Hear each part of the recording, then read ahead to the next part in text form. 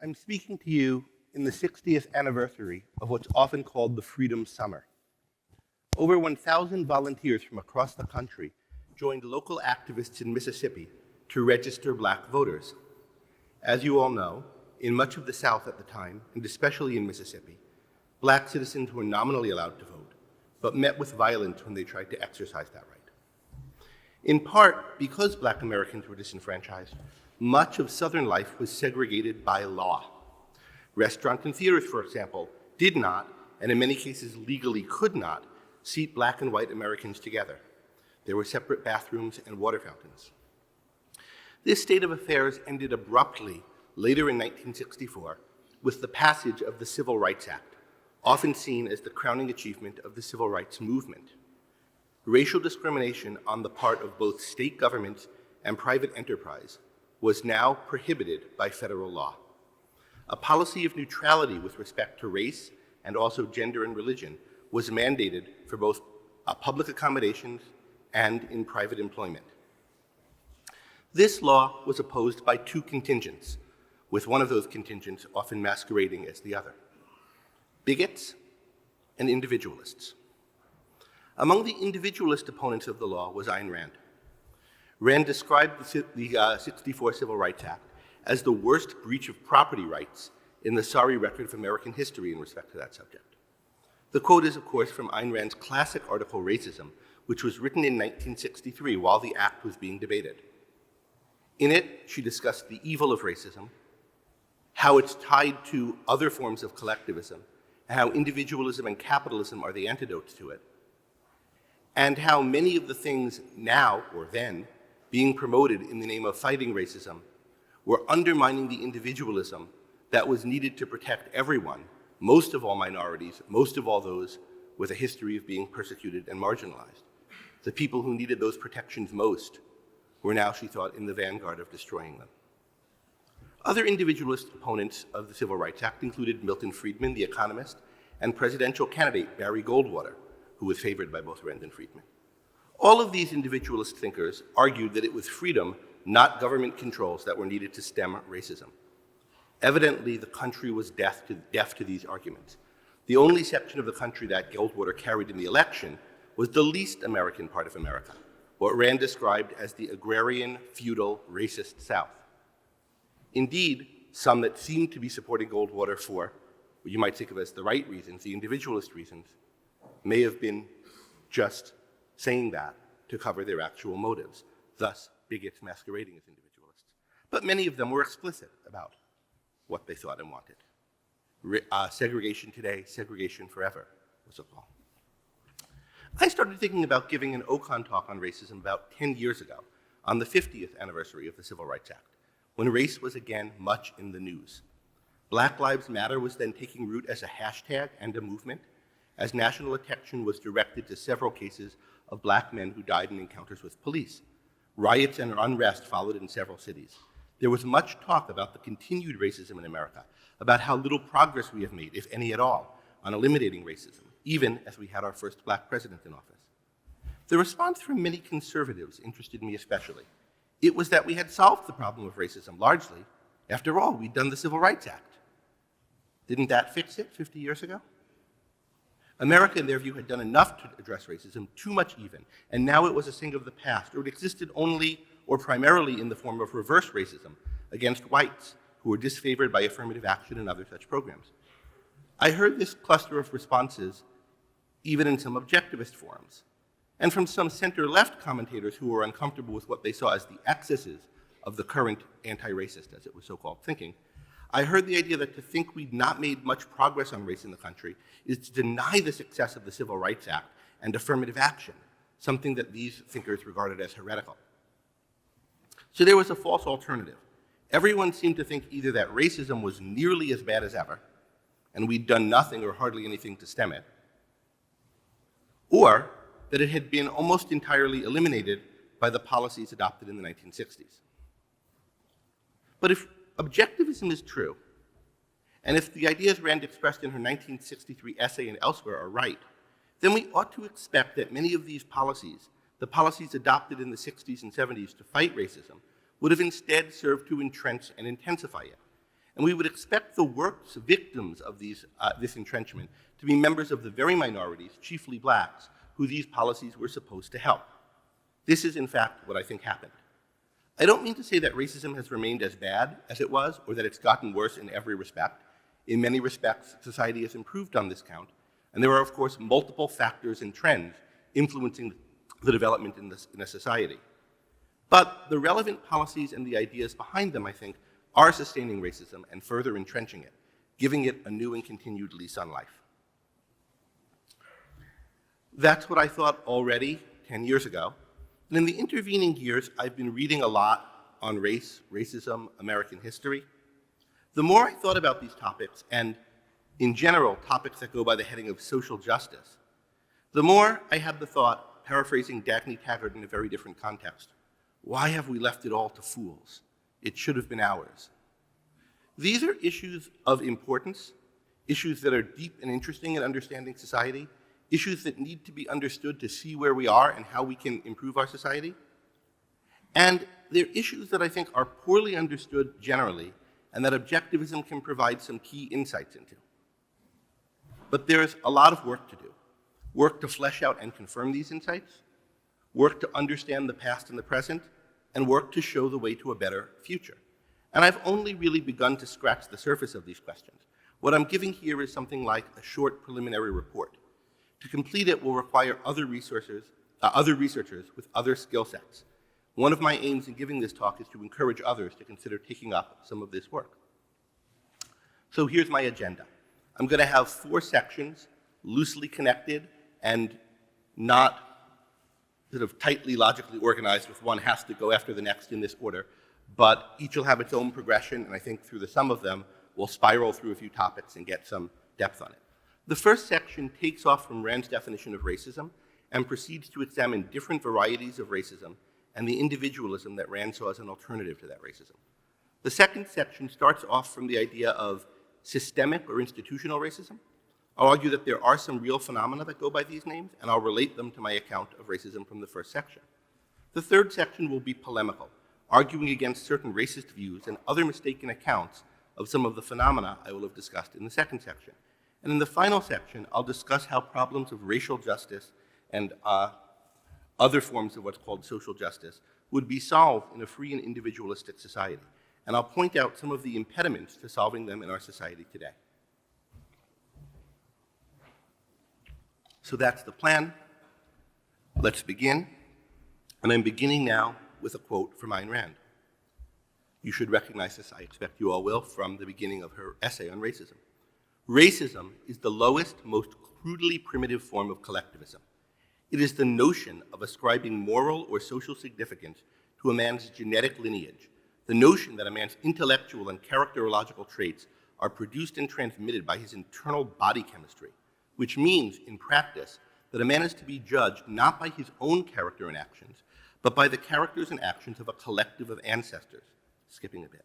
It is a barnyard or stock farm version of collectivism, appropriate to a mentality that differentiates between various breeds of animals, but not between animals and men. What is this saying? Consider the important differences among human beings, the differences in how we think and how we live, the differences that mark one civilization off from another, and within each civilization, better people off from worse people. A racist is someone who thinks that these differences are determined by our genes and passed down to the next generation through our bodily fluids. Consequently, the racist judges human beings not as individuals, but as members of ancestral collectives. Racism is thus a form of determinism. Our characters are set by factors beyond our control. Of collectivism, we're to be judged by collectives of ancestors. And of injustice, we're not to be judged by the things that actually differentiate us from one another, the things that actually matter, by the content of our characters, by our ideas. This definition of racism as the view that people's characters are determined hereditarily and that they should therefore be judged on the basis of their ancestry is a very, very wide abstraction compared to other things you might think of as racism. It's a wide conception of racism. Let me give you some examples of what it encompasses. Obviously, the type of racism that must have been in the forefront of Rand's mind as she was writing this in 1963, the race-based persecutions of blacks in America, from slavery through Jim Crow and the various forms of racial prejudice and discrimination that existed also in the North and which Rand references in the essay. So that's one. Also, anti-Semitism and the various forms of racial nationalism in Europe and elsewhere. Also, the Indian caste system. Also, what Rand called the mini-racism of being too concerned about one's extended family. You know, so-and-so's a Salmieri or a Schwartz, and therefore you should have a different attitude towards him than someone else, talking about your third cousin or someone. Indeed, Rand described her own Chicago relatives, with whom she stayed for a time after coming to America, as tremendously racist because they only associated with other Jews. Not because they hated black people or Christians or anyone else, but just because they kept to their own kind, thinking that it matters what your kind is. And in fact, that your kind is like what stock you come from. This is a wider conception than most of the phenomenon of racism. In conceptualizing racism in this way, Rand is integrating the predominantly anti-black bigotry that was present in the mid-20th century US with all these other phenomena. And she's jointly differentiating all of these forms of racism from other forms of collectivism, such as, for example, universalist socialism, as well as from individualism. This way of conceptualizing racism reveals a common nature and a common evil in all the forms of racism that it groups together. And I think this is the essential concept we need to understand all of these phenomena. However, we also do need to conceptualize the specific forms of racism, just as we need to distinguish between specific forms of collectivism and determinism, because they're not all identical. These people won't act all identically. They won't hate the same people, persecute the same people in the same way at the same times. The American racist who persecutes blacks may, as it happens, have no preference for Brahmins over Shudras or Dalits. He may despise all Indians equally or have no opinion on the subject. If racism is the idea that human beings' character is determined genetically such that men are to be judged by as hereditary collectives, then forms of racism are to be differentiated by the specific doctrines that different racists hold, ascribing different specific traits to different specific hereditary collectives. Doctrines like Jews are devious, essential to anti-Semitism, or people of African descent are stupid, impulsive, and violent, or Brahmins are natural intellectuals, whereas the other castes are fit to serve them in various ways. Each of these racist doctrines consists usually not in a single isolated doctrine about some single hereditary group, but in a constellation of related beliefs. Consider casteism, that is, the belief endorsing the Indian caste system. It's not just an unflattering view of one or two of the lower castes. It includes a whole view of how society should be structured based on the hereditary differences among people. Anti-Semitism is not just the single belief that Jews tend to be devious. It encompasses a whole way of thinking that interprets history and current events in terms of a conspiracy of diabolical Jews who are somehow responsible for everybody else's problems, be these people the Germans, the working class, or now the Gazans. What's the specific form of racism that targets and focuses on black people, views them as inferior? The term traditionally used for this is white supremacy. What are the beliefs included in this? Well, that African-descended people are stupid, violent, and impulsive, that white, i.e. European-descended people, are prudent and temperate, with the result that any society that includes both of these types of people can only function well if the African-descended population is kept subordinate to the European-descended one. Maybe subordinate under the law, but if not, at least, in their place. That's what it is to be a white supremacist, right? To think there's an order to things. People should stick to their place, with their place determined by whether their ancestry is in Africa or Europe. There are variants of white supremacism that make further other spurious distinctions or incorporate people from other continents. For example, they may count only certain European populations as fully white, and they may create intermediate castes between Northern Europeans and the Africans, castes populated by swarthy Southern Europeans, Jews, Asians, Native Americans, etc. In its various forms, white supremacy is a specific sort of racism, and it's the specific sort that was embedded in America's laws for much of our country's history, and which remains a force in American culture today, though one can debate just how strong this force is and in which areas of American culture it's stronger and weaker. Yet despite seeing this racism in America, Rand did not view America as a racist country. Not in essence, quite the reverse. She saw what I'm calling white supremacism as an element in the American culture that contradicted the country's essence. That essence is individualism and its political manifestation, capitalism. Consider her description of the American system and how it fostered racial integration. Men of racial groups that had been slaughtering one another for centuries learned to live together in harmony and peaceful cooperation. America had been called the melting pot with good reason. I'm not quoting Rand. But few people realized that America did not melt men into the gray conformity of a collective. She united them by means of protecting their right to individuality. Now, those acutely aware of the horrors of white supremacy in American history, including at the time that Rand was writing, may think that she failed to appreciate the extent of the racism in this country. But whether or not that's true, too many other commentators fail to appreciate the unprecedented integration that did take place in 19th and early 20th century America. Integration among populations of European descent, Italians, Irish, Poles, Germans, Ashkenazi Jews, people who didn't get along well elsewhere, who were at one another's throat, and who were now living peacefully, and living peacefully in a way that so elided the differences between them, so eroded them, that we don't think of them as separate populations at all today. Evidently, there was something special about America that made this possible. I think the right interpretation of this history is that we did have an individualistic culture that led to integration, but that certain select populations were excluded from this integration due to factors that can be identified and corrected. However, I should mention a more pessimistic interpretation. Some might think that the Europeans were only able to integrate with one another around their shared persecution of others. On this view, American integration wasn't a case of individualism triumphing over racism, but of one form of white supremacy displacing other forms of racism, as, for example, monotheism displaced other forms of mysticism. I want to think, though, about what the ideal that this integration, particularly if we understand it as individualism triumphing, was moving towards. The society that Rand thought America represented and could fully achieve was an individualist society, and that means, in part, a de-racialized one in which people of Ashkenazi descent, like Rand and her Chicago relatives, would not view themselves as Jews at all, or would regard this as only a trivial fact about their ancestry. They would certainly see it as having no bearing on whom they should associate with, including on whom they should marry. Likewise for Italians, Germans, Poles, and blacks.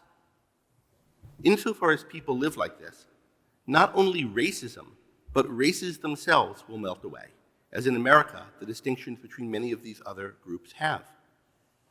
Races persist only insofar as the difference between certain lineages matter and continue to matter to us enough to influence the patterns of who reproduces with whom.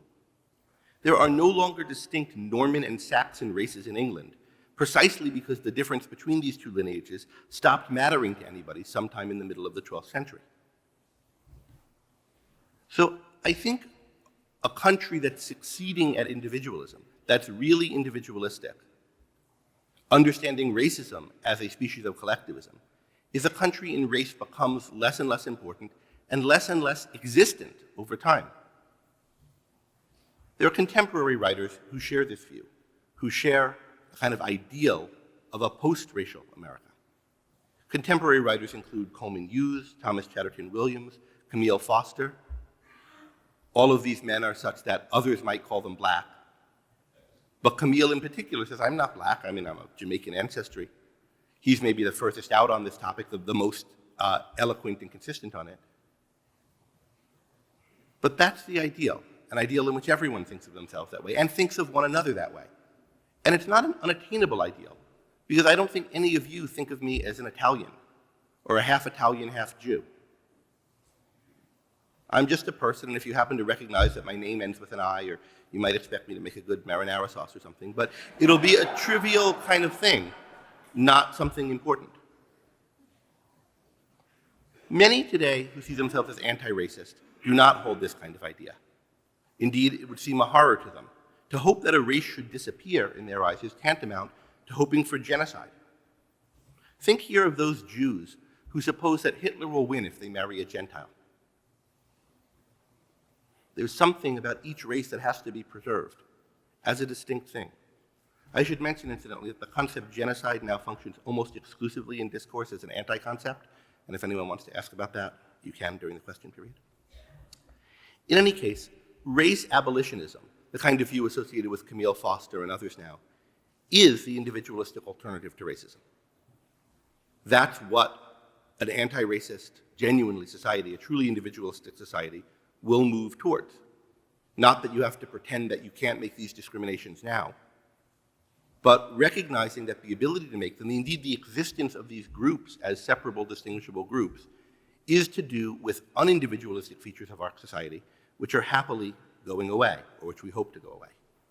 Conversely, any society in which race does matter to people, enough for races to persist as distinct social groups, is, if not a fundamentally racist society, a society in which racism remains a significant factor.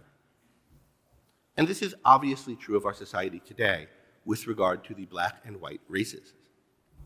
There are still black and white neighborhoods in northern cities 100 years after the great migration of blacks to these cities from the south. And these are not kitschy historical remnants such as, Little Italies and German towns or Polish hills. They're nor are they havens for first and second generation immigrants newly off the boat from some other countries, as are Chinatowns, Little Koreas, and certain Eastern European neighborhoods. They're racially distinct communities persisting over many generations. Why? Why are they persisting? Moreover, many of the black neighborhoods are mired in poverty and crime. On this, I want to quote Glenn Loury, who's gone through several different phases in his intellectual life, but in many of them is one of our most perceptive thinkers on race. This is from 2002.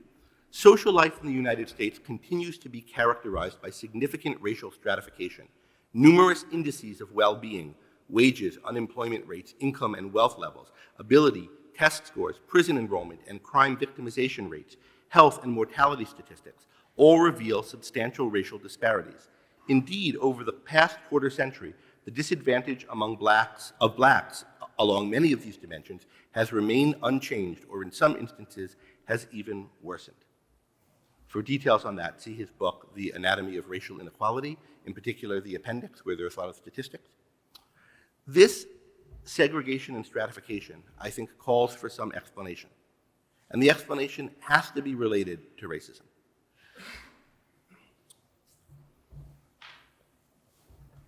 Some people would say the explanation isn't related to racism, but the stratification just is racism. That's the view, for example, of Ibram X. Kendi. But before I get to that, let me notice something about Rand's definition of racism. The genus is that it's an idea, or as she calls it, a notion, which is a word she used when she wants to talk about an idea or doctrine, but evince great distaste for it. A ridiculous, stupid, harebrained idea, a vicious idea. But it's a doctrine. In putting racism in this genus as a certain doctrine, Rand's not unusual. For example, Martin Luther King defined it as the doctrine of the congenital inferiority and worthlessness of a people. A narrower definition than Rand's own, but same in that it's viewing it as a doctrine. This isn't the only genus one might think racism belongs in. You could think of defining racism as an attitude or an emotion. Racism, for example, is hatred of a certain group of people based on their heredity. Right?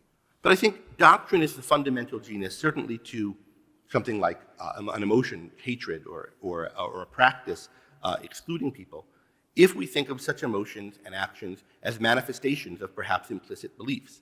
If we think that we're creatures that act on our beliefs, act on our ideas, then we're going to see the doctrines as fundamental and the emotions, attitude, behaviors as derivative of that. But I want to consider another genus that you might think racism belongs in. And we can get a grip on this by looking at a quote from the philosopher Charles Mills. In his 1997 book, The Racial Contract, he writes, "White supremacy is the unnamed political system that has made the modern world what it is today." put aside whether Mills is right about that. Just notice the sort of thing he thinks racism, and specifically white supremacy, is. It's a political or social system, something that you might compare or contrast with socialism or capitalism or feudalism. And a political system, a social system, is surely related to ideas, but it's not quite the same thing as an idea, right?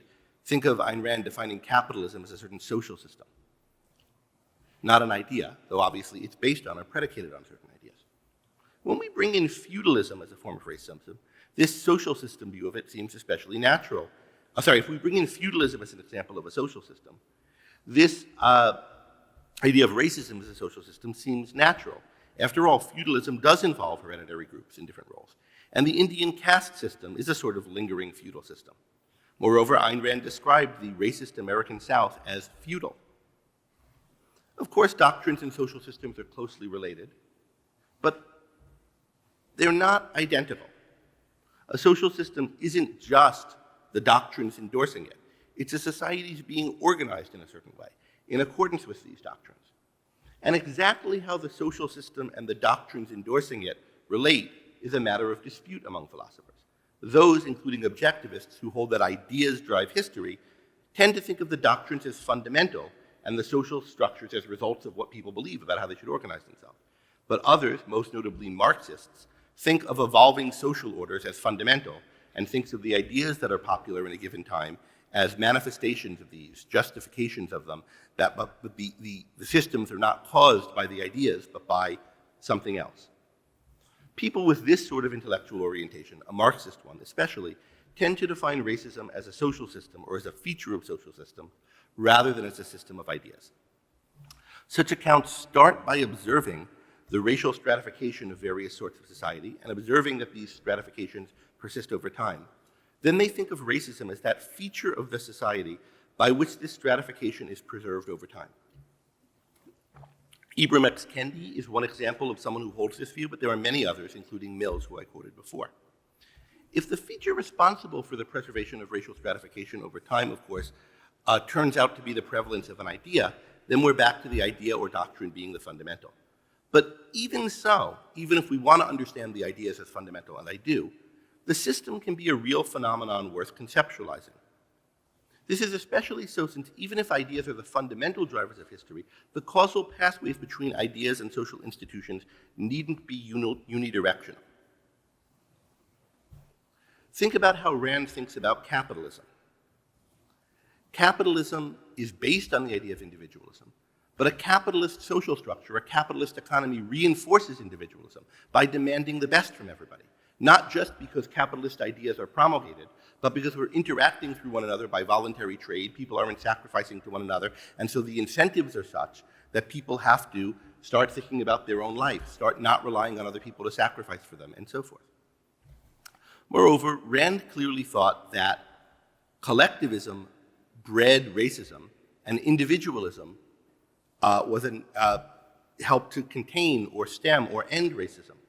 And this wasn't just because when a society was individualistic, people deduced anti-racism for it. It was rather because of the functioning of a capitalist economy.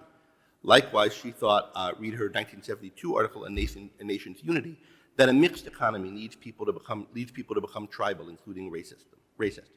The racism article in 63 describes both how collectivism breeds racism and how capitalism eliminates it.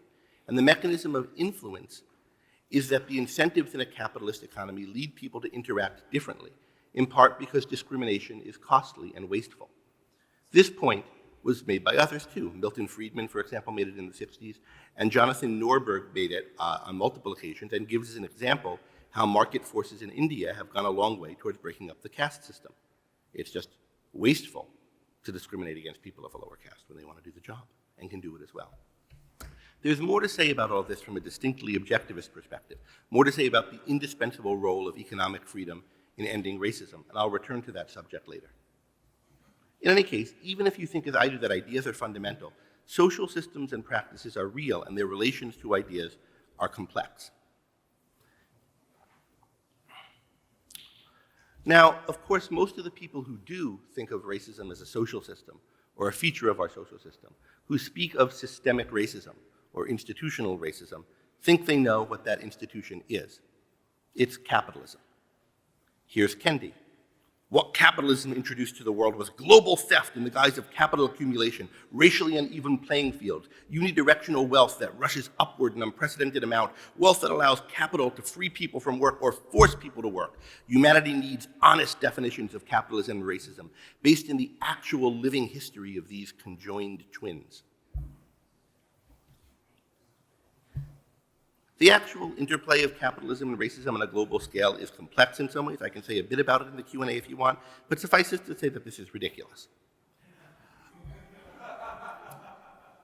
The idea that this is what is new in the 19th century, that people could exploit one another more, as though people weren't exploiting one another all throughout human history, and they weren't doing it based on ancestral groups and lineages. And if some people, the Europeans, suddenly got a lot better and more capable at doing it, what's interesting is what made them more capable and able to do what everybody was always doing on a larger scale, rather than that they are somehow more exploitative, more racist, more whatever. So I think this just misses the big picture of history, and I think there's a reason for it. In fact, Kendi and other thinkers of his ilk have almost nothing to say about the actual mechanism by which capitalism per se creates or sustains racial stratification. They just scapegoat it for everything they dislike. There are some works, though, that do talk about actual economic and social mechanisms by which racist ideas persist, by which stratification of peoples persist, and I'll mention one in particular.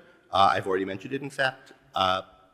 Glenn Loury's book, The Origins of the Nature of Racial Inequality.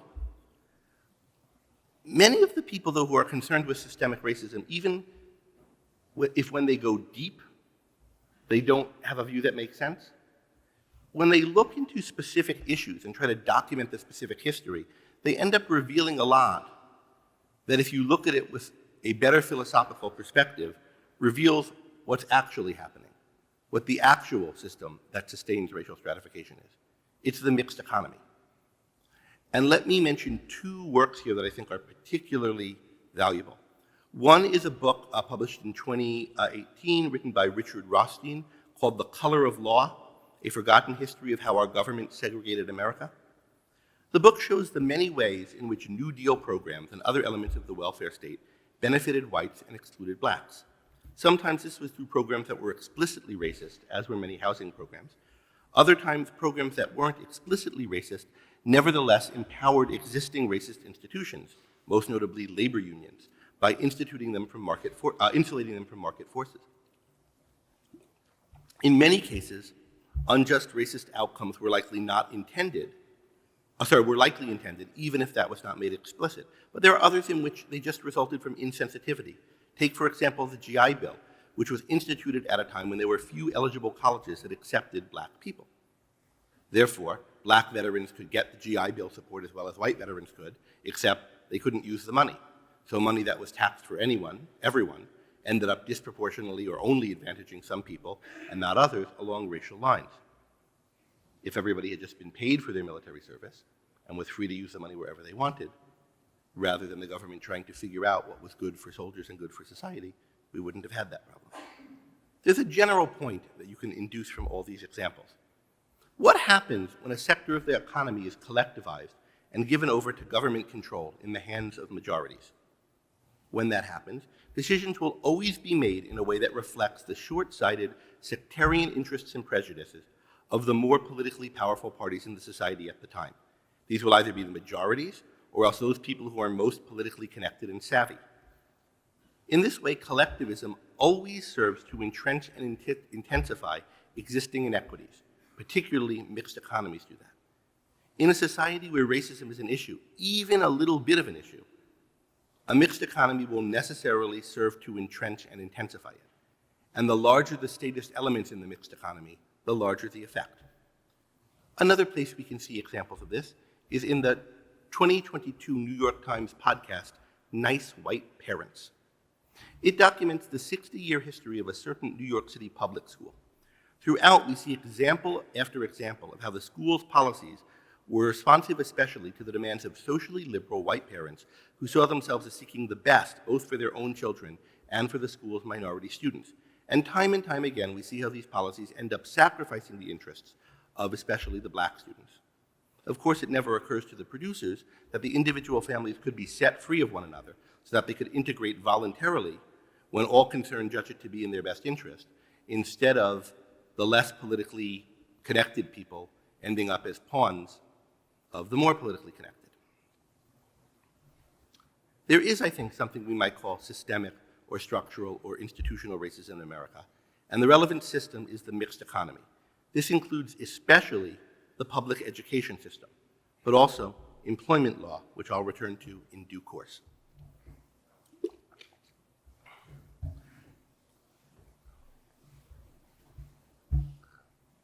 I now come to my third section, largely polemical. And I want to start with a quote from Rand again. Racism is a barnyard or stock farm version of collectivism, appropriate to a mentality that differentiates between various breeds of animal, but not between animals and men.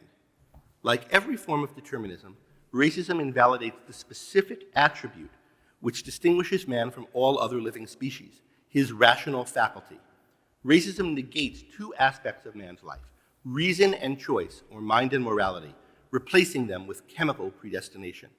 Racism claims that the content of a man's mind, not his cognitive apparatus, but its content, is inherited, that man's convictions, values, and character are determined before he is born by physical factors beyond his control. This is the caveman's version of the doctrine of innate ideas, or of inherited knowledge, which has been thoroughly refuted by philosophy and science. End quote from Rand. And alas, it is now a prominent, if not dominant, view in philosophy and psychology today that some version of the doctrine of innate ideas is true. And nothing is more common than blithe rejections of the idea that human beings are born tabula rasa, as blank slates. To a person, those who say this make a straw man of the blank slate view. The straw man involves packaging the actual positions of thinkers like Aristotle, Thomas Aquinas, Locke, and Rand, all of whom used some version of this blank slate metaphor, with views that nobody of significance has ever held, chiefly with the view that the mind has no nature at all, and that all individuals are absolutely identical at birth with respect to their psychological capacities. Notice that this view isn't even suggested by the blank slate metaphor. A blank slate is a slate on which nothing is written, not one that has no nature at all, or that is in every respect identical to every other slate. Nevertheless, some otherwise very good public intellectuals are part of this anti-blank slate campaign, especially Pinker and Harris, that is, Steven Pinker and Sam Harris. We can talk about why they think as they do. I don't think it's motivated in their cases by racism, i.e. by the premise that people ought to be judged by their lineages. However, a lot of their rhetoric, including the false claim that blank slatism is an orthodoxy of left-leaning intellectuals, has done a lot of damage and has given cover to real racist pseudo-intellectual movements that go by names like race realism or human biodiversity. In fact, this isn't even, and has never been in recent memory, an orthodoxy of the left, and you could ask about that if you want. They are similarly anti-blank slate. Well, the current state of thought about innate ideas and blank slates is a big topic. It's a subject for a whole talk in itself. So I'm not going to go further into it here. The relevant point for our purposes is that whatever heritable differences there might be among people, which might then be more represented in some ancestral populations than others, these wouldn't be differences in the ideas, knowledge, or moral characters of people, but subtle differences in their psychological capacities, and differences that ultimately are of no importance. Quoting Rand again, even if it were proved, which it is not, that the incidence of men of potentially superior brain power is greater amongst the members of some races than among the members of others, it would still tell us nothing about any given individual, and it would be irrelevant to one's judgment of him. A genius is a genius regardless of the number of morons who belong to the same race, and a moron is a moron regardless of the number of geniuses who share his racial origin. But there's an objection that I know some people listening, if not in this room, then later, will have to this. Indeed, every time I talk about any variant of this topic or blank slatism, someone emails me about this. Here's the objection. The leftists, they want equality of outcome. When they see differentials, they blame it on racial discrimination, and they demand tearing down our institutions, dropping standards and so forth to remedy it. So to respond to them, we need to show them that these differentials aren't caused by racist policies, but by something else. And what is that something else? Blacks just aren't as smart or aren't as good at delaying gratification, or they disproportionately have some kind of gene or other for being a warrior. This line of thinking is profoundly stupid. First of all, real egalitarians want people to have equal outcomes, not because they think we're all equally smart or virtuous or whatever, but precisely regardless of whether they are. Fundamentally, what they represent is the good, and they represent it for being the good, good by any metric, value by any standard, and that's what they want to tear down. In fact, the real egalitarian movement is pro-black and anti-white when it is, not because they think black people are as good as white, but precisely because they think they're worse. See the discussion of racism in Rand's article, The Age of Envy. And for a concretization of this, think of the ridiculous chart once posted by the National Museum of African American History, listing aspects and assumptions of white culture, things that were being imposed on black people because everybody's by some elements of white culture, because whites have the power in this culture, but they're not authentically black. What are these things? Objectivity, rationality, believing in cause and effect, being punctual, planning for the future, being polite. The implication is that black people left to their own devices, that is, apart from the nefarious influence of whites, are irrational, lazy, practically beasts of the field. It asserts, as was widely recognized, all the worst white supremacist premises. This was widely pointed out by critics at the time, and the museum apologized for the chart. But note the further implication. True blackness consists in being some kind of brute. And if people don't succeed as such, that's an injustice that needs to be remedied by policy. That's what real egalitarianism amounts to. And there are plenty of books that make this point more subtly from the egalitarian point of view. That is, without quite spelling it out, but that's what they amount to. That's what Rawlsianism ultimately amounts to. Not that everybody's ultimately as smart or as virtuous or as whatever, but that it doesn't matter. They should all get the same outcomes. So to think that you're going to somehow fight off this nihilistic movement by finding racial disparities in people's intelligence is ridiculous. They're happy to take them on board and then want to sacrifice whoever has anything of value to those who don't. But more deeply and more importantly, there's just no evidence for any of the important differentials between blacks and whites that these have a genetic explanation. And anyone who tells you otherwise is making a profound error about humanity and about the scientific method, which I'm going to illustrate by an example. Suppose a self-styled zoologist studied frogs and the musculature of their legs. And in painstaking detail, he documented how which frogs could jump higher than others depended on differences largely in their leg muscles. Suppose he then extended his research to rabbits. And then having done this, he drew a great integration. He started speculating about how similar differences in leg musculature might explain why condors have a higher maximum altitude than do pheasants. When you point out how stupid this line of speculation is, he accuses you of wanting to evade the fact that since pheasants and condors are distinct genetic populations, they're bound to have some differences in their legs, and indeed some differences have been observed. This self-styled zoologist is, to paraphrase Rand, a mentality that differentiates between various breeds of frogs, but not between frogs and birds. We know full well what faculty is involved in birds reaching high altitudes. They fly rather than jump. And this is a process that essentially involves wings. No doubt differences in leg musculature and in many other things have some influence on the details of how different birds fly. But what these influences are and how big they are and how they work can only be determined in the context of a study of flight, that is, of winged locomotion through the air. No study of jumping will get you anywhere. Conceptual knowledge and reason differentiate human beings from other animals in the way that flight and wings differentiate birds from frogs and rabbits. Consider how people live in France today versus how their ancestors lived in the Dark Ages. Then consider their earlier ancestors, the Gauls, and further back, the prehistoric people who painted the Chauvet cave. Any fool who takes a moment to think about it knows that the primary differences between these peoples is in their ideas and not in their genes, and that an infant taken from one of these societies and raised in one of the others would turn out more or less like anyone else raised in the other society. On any measure of performance of any skill or trait that would matter to anyone, the average members of these societies would be far different, more different from one another. That is, the average member of one society far more different than the average member of another, than the top 10% in any of the societies would be from the bottom 10. Ideas and culture makes a huge difference in how people live.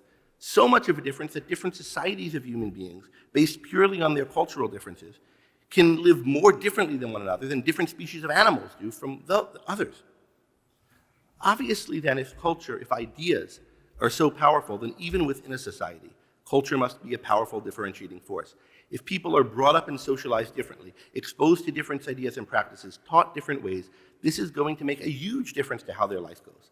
Thus, anyone who knows the first thing about human beings and who attends to that knowledge thereby knows that if we're trying to explain differences between the life courses of different populations of human beings within a society, the first and main thing that we need to consider is the culture in that society.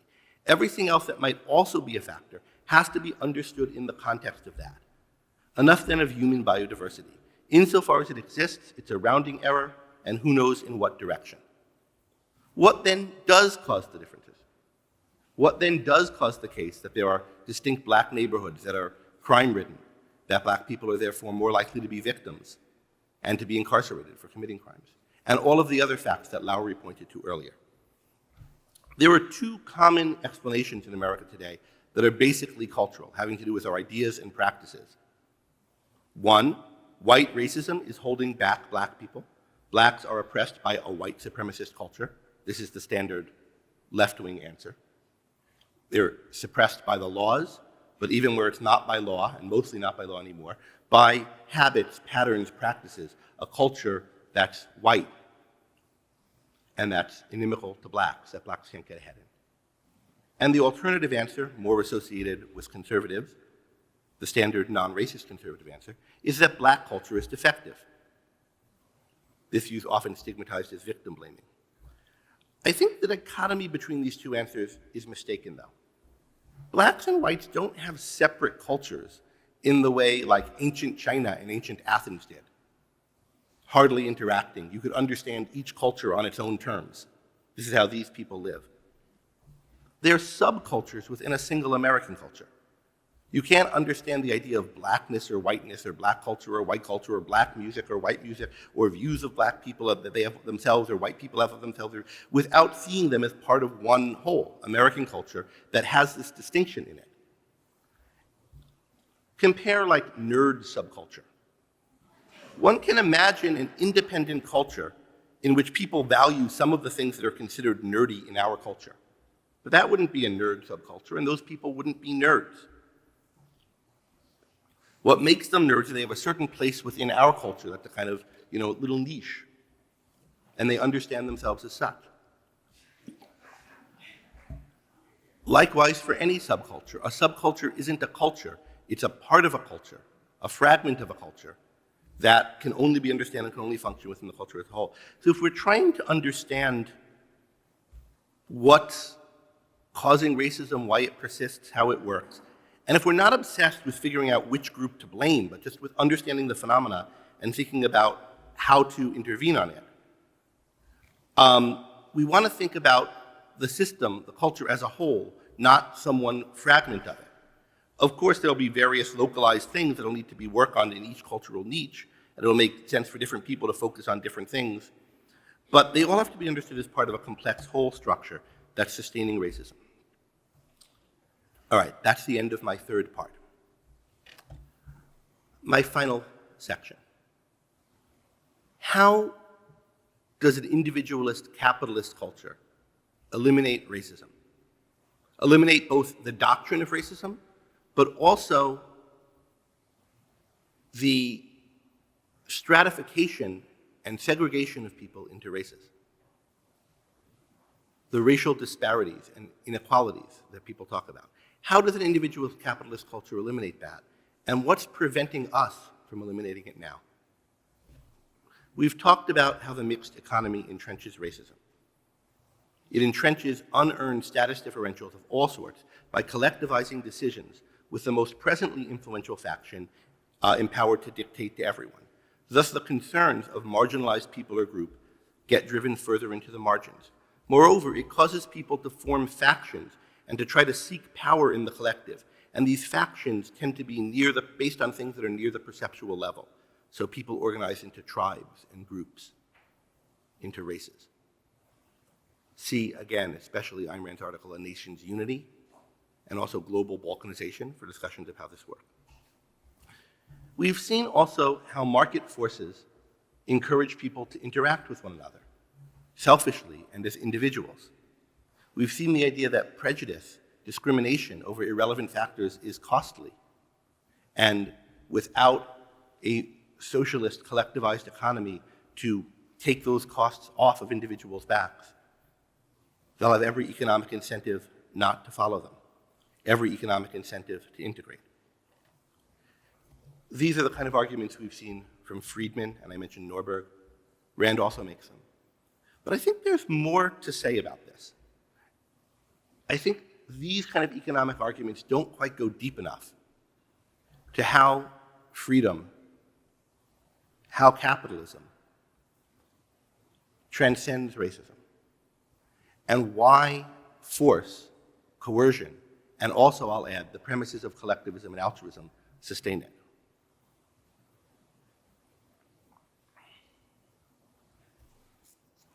To see why and to see deeper we can go, I want to consider briefly why market forces and self-interest might not seem to be enough to eliminate racism.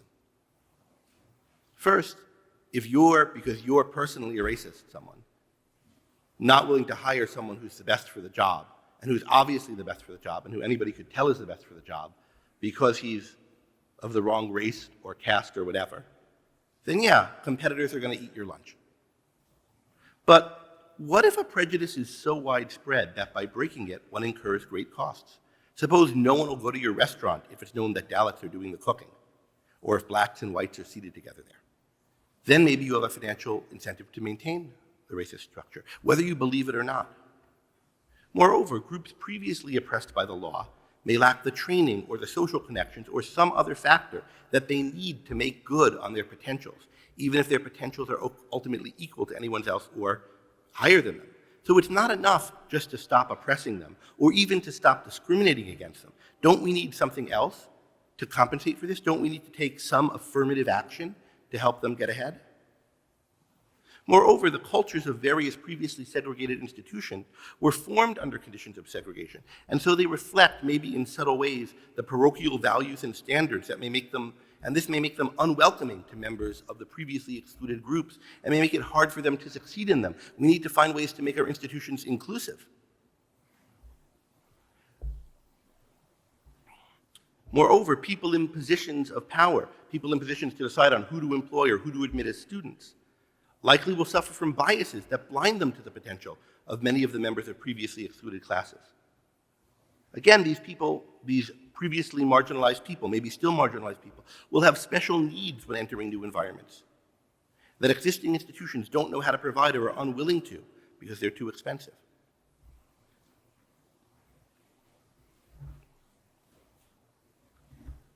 One can respond that I try to be objective and hire based on merit. And in a way, that's the right response. But I don't think it's enough for two reasons. One, it's too collectivistic, usually the way it's thought of. It's not tight enough when people say, we hire just based on merit, to what's the actual merit involved? How does it relate to the goals of your business? What are you trying to achieve for yourself? And because of that, it's often unclear what the standards thought of as meritorious are. And it's possible that they include things that are wrong. After all, most standards in most fields include lots of mistakes, lots of holdovers from past ways of thinking, lots of things that are bad and holding the field back in various ways. And maybe some of those things are legacies of racism. But even if not, there are lots of them, like, classicism in art and so forth. And, standard, how many columns does your building have? It's no good. You have to be able to challenge standards.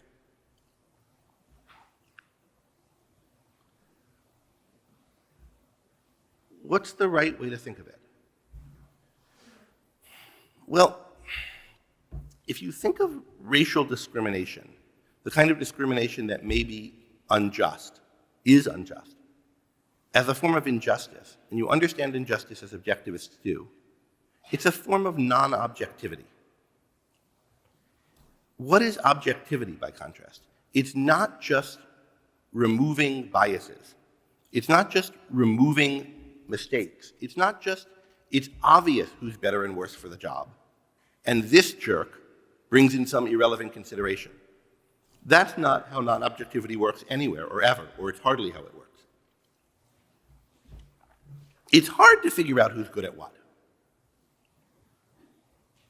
If you've ever hired somebody, you know that.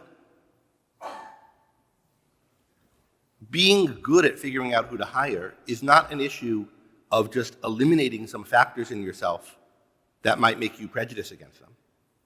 It's rather an issue of being able to discern, spot out, differentiate talent potential, to find it. And almost certainly, you're going to be better at finding it in some contexts than others. You're going to be better at telling what the potential is of people who are more like you in various ways. You're going to be better when you notice a possible red flag about somebody at figuring out how big a deal it is. If you have more experience with people like that, who've had that experience, that problem, say, for example, someone's been to prison. There are all kinds of ways in which your background is going to make you better or worse at spotting talent. Moreover, these problems are compounded when we're thinking that you're not just trying to figure out which people have the most potential to help your organization achieve its goals if you slot them into your organization just as it is, as though everything is determined by a divine right of stagnation and has to stay put and you're going to run your business for the next 100 years just like you run it now. Maybe to get the best employees, find the best customers, build the best products, you might need to change, evolve how you train, how you recruit, how you compensate people, evolve certain elements of your corporate culture. Everything about employment, training, and likewise education needs to be dynamic in these ways. So, the idea might go, we have a moral obligation to, or maybe a practical obligation to, if we have any reason to think that a history of racial prejudice or racial segregation is stopping us from finding the best people, training them, getting the best organizations for them, making it inclusive, to change, to become the most inclusive, diverse, and equitable organizations we can. It's a duty. We have to sacrifice everything else to it. And because it's thought of as a moral issue, racism, it's thought of in terms of sacrifice, it's thought of in a way that drops the context, it's thought of in a way that other similar practical considerations of objectivity aren't. Suppose that you're running a business, and for whatever reason, you're not very good at telling what Pacific Islanders are going to be really good salespeople. You're good at telling it with white people and with black people, but Pacific Islanders, for some reason, you can't tell the ones who are going to be good salespeople from ones who aren't. Do you have some obligation to fix your Pacific Islander blind spot? Well, your business would do better if you did. There's value there. But maybe it would be really hard. Maybe you don't have the resources to figure this out, or to train people, or to change your corporate culture. You don't know how to do it. How are other problems like this solved? If there's a market that's just, like some group of people aren't buying much coffee. They would like coffee, but for some reason, none of the existing coffee companies seem to be able to get it in there, don't seem to be able to sell to them. Does every coffee company have to upend its business and change everything to get coffee sold to those people? And that's how they make money? No, obviously what happens is particular people specialize. Somebody thinks, oh, I get it, if only we sold it this way, if we advertised that way. And a particular company, a particular entrepreneur has a particular business solution to the problem. He comes up with a different training. He thinks there's an untapped market here. There's a reserve of talent that's under-recognized. And I've got a way, not just that it's under-recognized and these damn bigots don't see it and they won't do anything about it, but rather I've figured out, I've solved the problem, and there always is a problem, a business problem, something that needs creative thinkings and solutions of how to identify, train, utilize, retain this talent.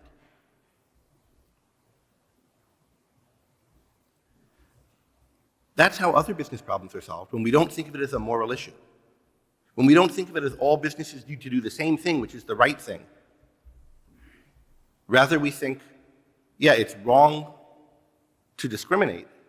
It's wrong to be unjust. It's wrong not to care about who's better and who's worse, and to take some proxy like the color of someone's skin or their ancestors, take some irrelevant feature like that as a proxy for these things. That's unjust, immoral. But if you're trying your best to tell who's good, who would be good for the job, but you're better with some populations and worse than others, well, someone else will come along and solve that problem, will pick up the value you're leaving on the table. It won't happen automatically by an invisible hand. It'll happen by the entrepreneurial thinking of the people who figure out how to do it. 60 years of that thinking has not happened because it's not been allowed to happen. Think about how hiring works and how admissions of students work in every company of any size in the country.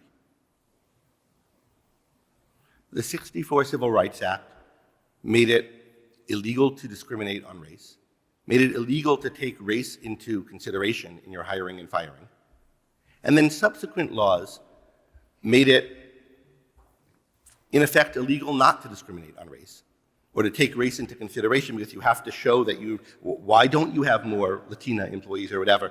It must be that you have to prove that you've done your hiring in an equitable way, or you've searched in a certain way. Did you advertise in the right places? How many people did you interview with this or that feature? You're open to lawsuits if you don't. So what we have is non-objective law about hiring that forbids thinking about race in hiring, which is a problem because people might need to think about it to solve some of these problems in some companies, in some places, to figure out how to find and attract the best employees that will help their business the most and will reward and develop the potential talent there is. But it's bad enough that that's made illegal by the original act. The whole history of employment and civil rights litigation since makes it illegal not to take these things into consideration, but doesn't give you any actual guidance as how, so that, in effect, the whole issue of employment law as it relates to race in every company of any size in the country is a bunch of ridiculous box-checking and ass-covering exercises where nobody's allowed to do, and everybody's terrified to do anything different from what the next person is doing.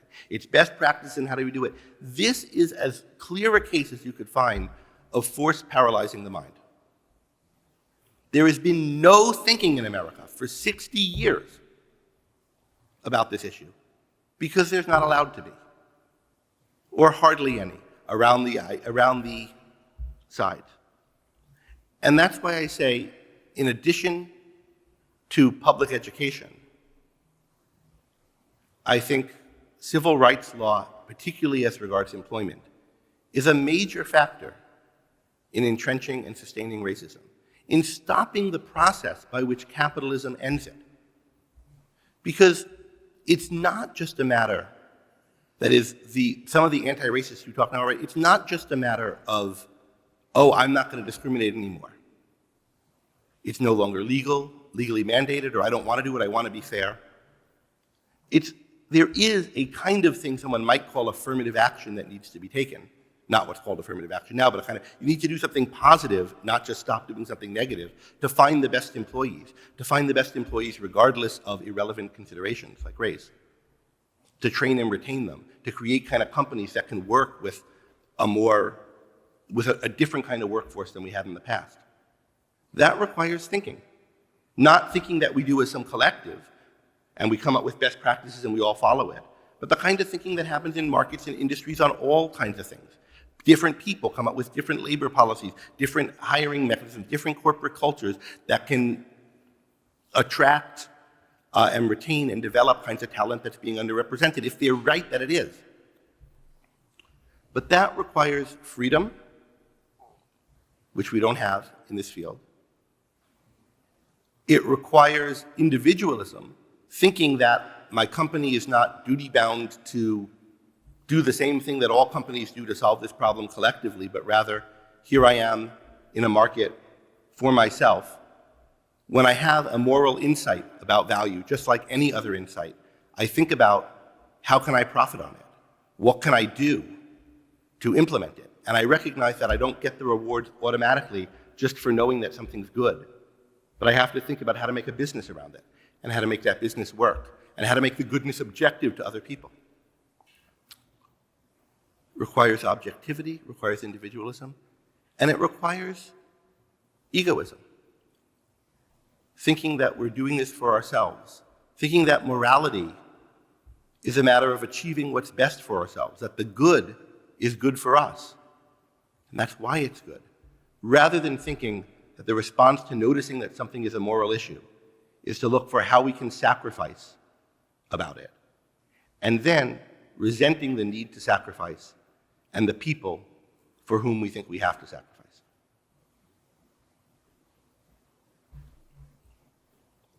It's reason, egoism, individualism, and capitalism that makes people able to live together well, regardless of their ancestry. And that's what we need to rededicate ourselves to as a nation if we're going to end racism. And if we're going to understand the persistence of racism and the areas in which it becomes more entrenched, we're going to need to understand it through the lens of the societies become more collectivist in certain ways, and the societies become less free in the particular areas where fresh thinking is needed to solve these problems. Thank you.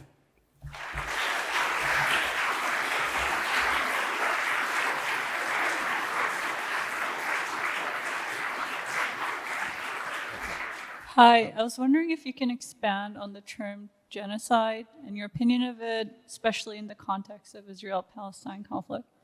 Yeah, side words have to do with killing. So homicide, you kill a man. Fratricide, you kill your brother. Regicide, you kill the king. Not you stop him from being king, right? If you depose a king and he goes on his merry way no longer king, you haven't committed regicide, you've deposed a king. Genocide ought to mean, by the etymology of it, that you exterminate an ancestral line of people. And that's what the, I think, concept that was needed after the Holocaust was. We had seen an attempt to exterminate, wipe off the face of the earth, all the people of a certain lineage. That was a new kind of crime that people sort of weren't aware of as a deliberate attempt to do something. That's what that concept was needed for. But now, and really from early on, if you think of all the Jews a generation or so after the Holocaust who were worried that if they married other people, Hitler would win, it wasn't being taken to mean the extermination, the killing off of a whole line of people, but rather the ending their existence as a separate population.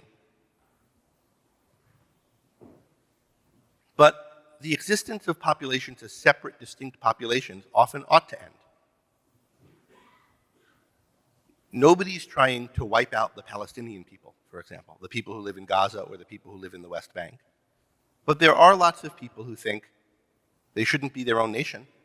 They're not going to be their own nation. They should just fade into Jordan, some of them Israel, some of them Egypt. Whether or not that's the right solution for those people, or whether they should stay in that land, or however it should be, that's not an issue of genocide in the sense of killing all of them, in the sense of extermination. And we need a concept for extermination because there are people trying to do it. There are people still trying to do it to the Israelis. But that concept is gone. We don't have a concept for it because genocide has come to mean not wanting, like as genocide is often used, the Saxons were genocided, and the Normans too, when modern England came to be, and we don't think of who's a Norman and who's a Saxon anymore. So that's what I think is going on with genocide. Yeah, Harry? I have an actual question. All right. I mean, that was a question too, but you're saying you usually don't have questions. I'm not making a statement. It occurs to me that two areas where racism has vanished, for all intents and purposes, are professional sports like baseball and basketball, and music. And I wonder why. What is it that differentiates those fields?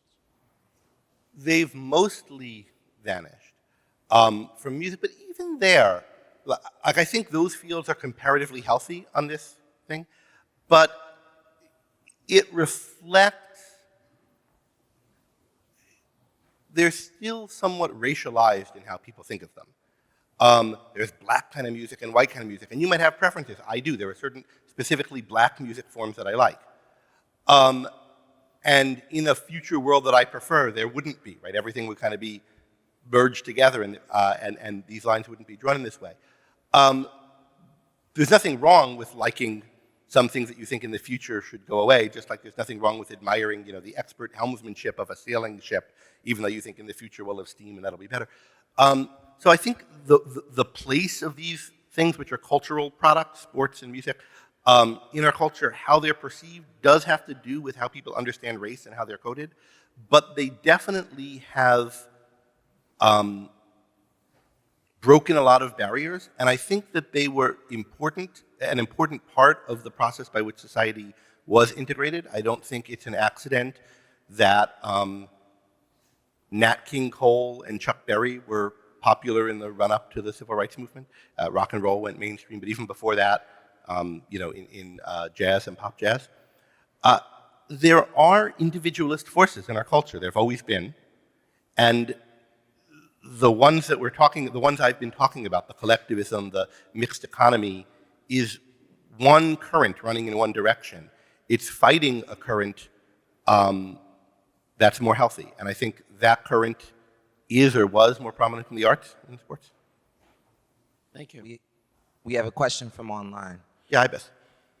Do you agree with Coleman Hughes' proposal for color blindness that we should disregard race and reduce perceived racial differences to material factors, such as socioeconomic class, as a basis for decision-making and public policy? Well, who's the we? I think most public policy should end. The government shouldn't be trying to promote specific economic outcomes, including that fewer poor people should be poor, or any kind of specific metrics. And Coleman Hughes, whose book I liked a lot, too much thinks we should replace race consciousness with class consciousness. I think we should get rid of both of these things as an issue of public policy. Then if we're talking about what should individuals do, I think individuals should strive to view race as less important, strive to treat people in a colorblind way, much as Hughes says, but should be aware of cases, at least some of them, if they think there's racism going on, if they think that there's and race is a factor in a certain field, and they have a way to create value by transcending that, then they should do it as individuals, acting selfishly. That's part of the process by which I think racism disappears. There's too much collective thinking in general. What should our schools do? And I could give examples of it. What should our businesses do? And there's not an answer to what we should do or our schools or businesses should do as a collective. They should proceed independently. And a number of things that are thought of as particularly racial equity projects, some of them might be good ideas if undertaken by private individuals functioning privately. I don't know whether they are or not. It has to be decided on a market. So take, for example, Fearless Fund is one of the things that's in the law now. It's in the courts now. It's a kind of venture capital fund that's focused on black female entrepreneurs. And they're particularly funding them and not other people, and there's a suit against them, and this is against civil rights law, which it probably is, and so they shouldn't do it. Is it a good idea if we had a free economy to have a fund like that? I don't know. I mean, if some guy thinks he's better than other people at picking out who the best and most profitable companies will be that are run by black women, he knows black women really well or something, and other people can't pick them as well as he could, and he could make a killing doing this. And therefore, he has this kind of comparative advantage in these kind of investments that nobody else has. Maybe it's a good investment strategy, I don't know. Let him either lose his shirt or make a lot of money doing it. And either way, that'll help improve improve the society on this issue. So I don't think we should legislate. Nobody should, and legally legislate or even morally legislate. Nobody should take these things kind of into account. But they should do it not as a collective, but as an individual thinking, can I find value, create value by doing this? And then we'll see who can. I don't know. Yeah. Great talk, thank you. Is it racist to say that some cultures are inferior? For example, Russia, due to its experience with Mongol rule and feudal despotism under the early Tsars, was cut off from the Renaissance and humanist revolutions of Europe, and this affected its approach to liberty and individualism to this day, leading to a culture where freedom and democratic values are seen as Western corruptions or alien. Of course I mean, better or worse than others. I But mean, is to it take racist? the obvious example related to racism, 19th century American northern culture in the northern states was way better than culture in the southern states.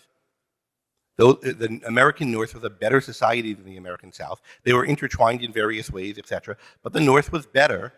The Civil War was about the South being worried that the better culture would encroach on it and rebelling, and the North imposing its will, and only fitfully, alas, and not fully doing it. But that's the difference between one culture being better than the other, and it's racist not to notice that the Northern culture with free labor was better than the Southern slave-based culture. American culture is better than European culture, is better than most African and Asian cultures. Now, when we say this, we should be aware that cultures are complex, and there might be some respects in which a culture that's overall worse is better than another, and we should note that it's easy for people to say that they're talking about culture and what's better about one culture than another, but quickly treat culture as a proxy for something innate in people and imagine that to be the case. And you have to be on guard against doing that. And if you find someone talking about how great Western or European culture is, it's possible that that's just a cover for some racism. There are people who do that, but acknowledging differences between cultures amounts to just knowing that some ideas can be true and some are false. And cultures are made of ideas. Thank you. So, I argue with people about racism as discussions from debate clubs, etc. And quite often I hear phrases like, you can't be racist towards white people because racism is oppression by dominant class or oppressed class, minority, whatever. Racism isn't prejudice, but prejudice plus power, for example. Yeah. That was one version that was more Something like popular a that. little while ago. I'm trying to argue it through, but I very often struggle and do not succeed. So I'm struggling to grasp the principle behind it, so to speak. So the principle, you could talk about the psychology of why people think that, but if you want to think about what's the premises there, So the reason that comes up, what's behind that way of thinking, you can't be racist against white people or whatever, is that they're thinking of racism as a system, not as a particular behavior or particular belief. And then they're thinking of the system is white supremacy, and what makes something racist is that it's sustaining white supremacy, and what's making something anti-racist or non-racist is that it's trying to pull down white supremacy. They're understanding racism primarily as a system and not as an idea. And that's a kind of Marxist-influenced way of thinking about racism that I talked about before. And they're defining it that way, and then they're thinking what it means for a person, an idea, an argument, etc., to be racist is for it to support the existing race power structure in society. And saying nasty things about white people they think doesn't do that, therefore it's not racist. In fact, it is racist even by their own definition if you understand it, because if you think about what Ibram X. Kendi, who's someone who's thinking this way, is doing, he's basically spending his life sustaining the existing racial power structures, the existing racial dynamics by entrenching anti-capitalism and these kind of racist ways of thinking. But from his perspective, that's not what he's doing. And so that's why he thinks of it that way. yes, but how to root this idea out in discussions? Because I'm trying, and I think like I'm missing a point of our Well, argument. one thing is to not fetishize the word. So eventually one has to, and one has to define one's terms properly. But if the issue is they're gonna use the word racist this way, and they're not going to switch to a different word. This kind of thinking is is prejudicial. This kind of thinking is part of what entrenching the systems that are, this kind of thinking is counterproductive. It's part of what's holding black people back. It's disrespectful to black people. It's villainizing of white people or of American culture in a way that's bad for everyone. Like, just don't harp on the word for racism. Put it in a different way in different terms. And then once you've made a little headway with that, you can circle back around to the word racism. Fair enough. Thank you. Okay. Evan? Yeah, so one of your points was that there's been no thinking about how to hire the best talent in a lot of fields for many populations because people are forced to hire them regardless, so it's a mind under force. But I don't quite understand, wouldn't it still be profitable to know how to figure out how to hire Pacific Islanders, even if you were forced to do so? Well, think about how thinking works. I mean,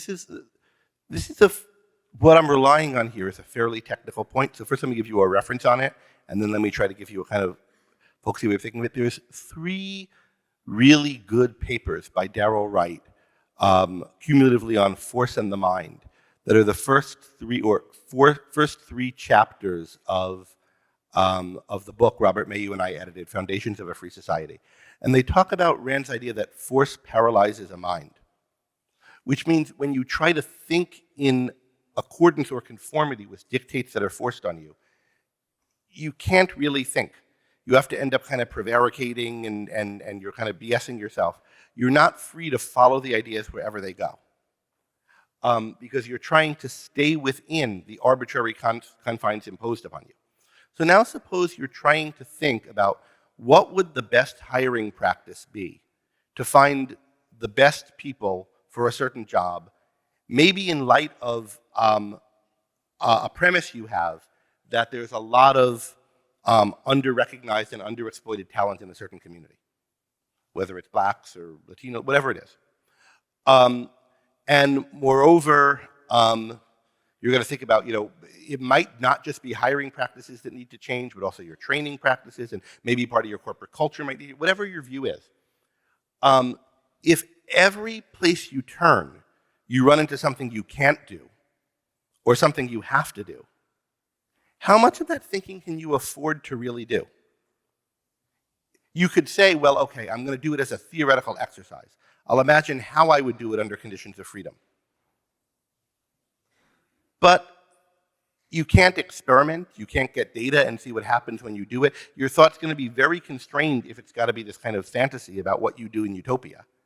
If you're actually thinking about your business now as it exists in this economy now, with this market, with these resources you have, with these other employees and culture, and these kind of tensions that you find between your employees and so forth, and you're really thinking about how to change that, and yet you're not allowed to move on your thinking, I don't think you can really do it. I think your mind seizes up. And I think that's what, in fact, happens in HR departments. If people try to think, which a lot of them don't. Okay, maybe we'll circle back later. Yeah. All right, we have another online. Okay. What is your view of using the phrase "N-word" instead of the actual word it stands for, even in a context in which it isn't being used to insult someone? Are there some words that some people can legitimately use but not others because of their race? I think that the